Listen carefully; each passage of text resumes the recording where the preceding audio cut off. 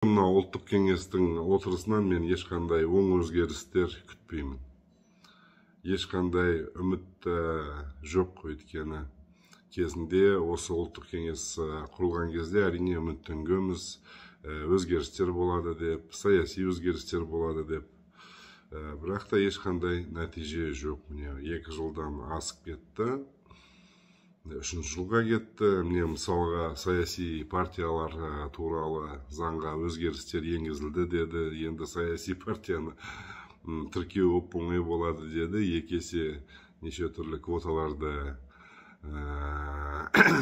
азайтты. Бірақ та осы соңғы 2 жылда бір да болсын жаңа саяси партия тіркелді ме? Осы күнге дейін шырылдап жүрді біздің қызылдар.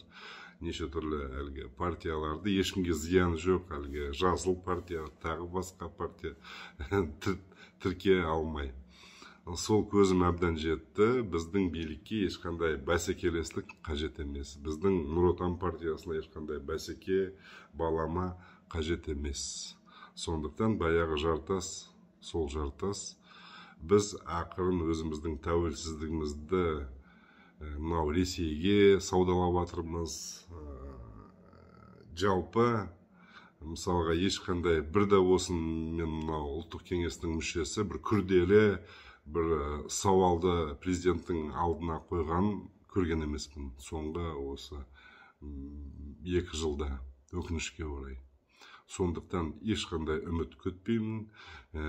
Сол ұлттық кеңестен кезінде бас тартқаныма қуанамын, керісінше, өйткені өзімнің намысымды, өзімнің атымды балағаттағым келмейді. Ал өкінішке орай бүгінгі ұлттық кеңес сол тағы бір биліктің қасындағы бір декорацияға айналып кетті. Сондықтан ешқандай қуыршақ болғым келмейді. Өкінішке орай ұлттық кеңесте сол бұрын 95% қуыршақтар болатында, қазір 100% қуыршақтар деп айтсам ренжімес белгілі азаматтар сол кеңестің мүшелері.